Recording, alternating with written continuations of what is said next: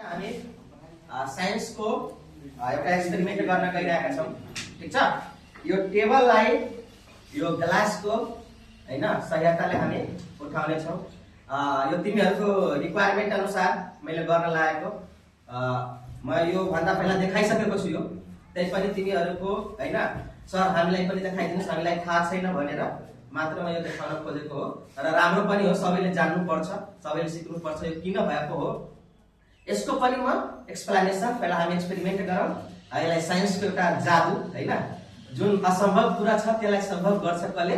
साइन्सले। साइन्समा त नहुने कुरा पनि, इम्पोसिबल कुरा पनि के हुन्छ रे? पोसिबल हुन्छ। विश्वासै लाग्दैन त्यस्तो कुराहरु छ। अब मानौ यो ग्लासले यसमा केही पनि छैन, त्यै पनि यो उठाउन सक्छौं, हामी लिफ्ट गर्न सक्छौं यसलाई। अब यो कसरी हुन्छ हेरौँ, त्यसको बारेमा पनि हामी छलफल गर्ने छौं, एक्सप्लेनेसन गर्ने छौं। अब यसमा हेर खाली पेपरहरु छ, तिमीहरु सिभिल इन्जिनियरहरु हो है। यसमा कुनै पनि ग्लु स्टिक, कुनै पनि फेभिकल, कुनै पनि बाइन्डिङ मटेरियल छैन। सिमेन्ट हैन, ग्लु हैन, कुनै पनि बाइन्डिङ मटेरियल छैन। बाइन्ड गर्ने छ त्यही बाइन्डिङ मटेरियल छैन। र एउटा हाम्रो वाटर हो, यसले बोन्ड बनाउँछ है, वाटर हो। ठीक छ, ल अब यसलाई सहायताले हामी गरौँ। यसमा म पानी हाल्छु अलि।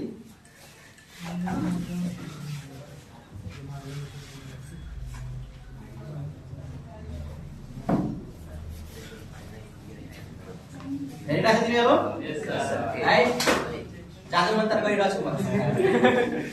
है कला कला कला कला कला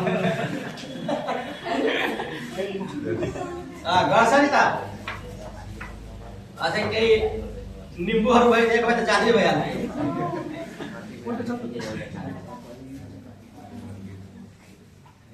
बुलबुलिया मुभी हेरेछ नि? ओम काला काला काला काला गर्छ नि।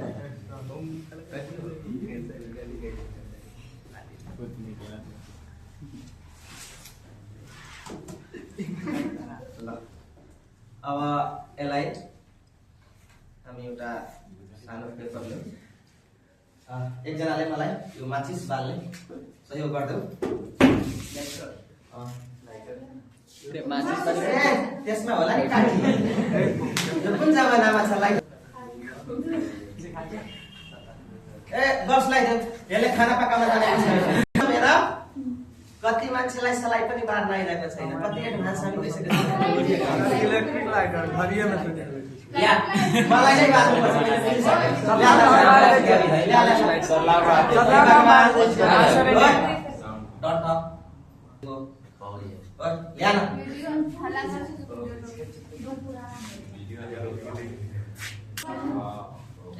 तिमीहरु कुन जमानामा छ? खाली मोबाइलमा भरदिन हुन्छौ अनि एउटा के रे त्यो पनि सलाई पनि बार्न सकिरहेको ल है, केही पनि छैन। ए तरारा तरारा घुम घुम घुम।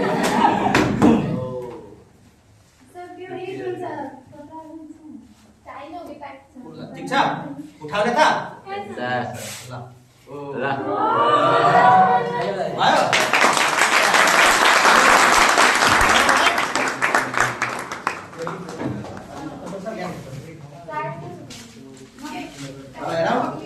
अलि यो हिट भइसकेको छ ग्लास, त्यही भएर यार मजाले उठ्छ। सके छैन?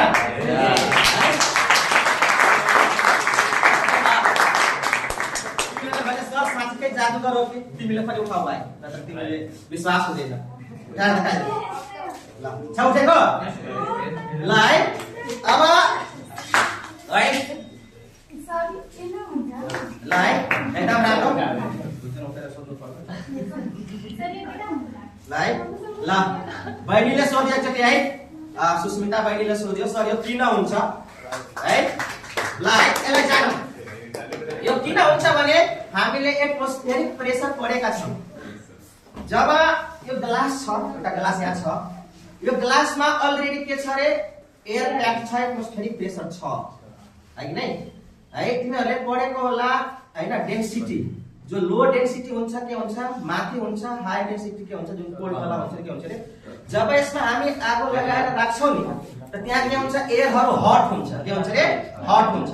अनि हट एयर के हुन्छ रे? माथि गइहाल्छ। अनि यो के भइहाल्छ रे? इम्पटी भइहाल्छ। यसमा एयर रहँदैन, यसमा के हुन्छ रे यो इम्पट्टी रहिहाल्छ। जब हामी यसमा हाल्छौँ त यो के भयो त इम्पट्टी रहिहाल्यो। अब बाहिरबाट के लागिरहेको छ एटमोस्फियरिक प्रेसर लागिरहेको छ हो कि होइन। त यहाँ प्रेसर डिफरेन्स भयो कि भएन भित्र छैन र बाहिर छ र यहाँ एउटा अरु कुरा के छ भने भ्याकुम पनि क्रिएट हुन्छ। भ्याकुम प्रेसर जसलाई हामी भन्छौँ यो दुईटै एटमोस्फियरिक प्रेसर र भ्याकुम प्रेसरको क्याम्बोले गर्दाखेरि यो टेबललाई हामीले अहिलेसम्म हेर्दा उठाउन सकिरहेका छौँ र यसलाई यति यो त सर हामी यसलाई उठाउन सक्छौँ कि सक्दैनौँ सक्छौँ तर यसलाई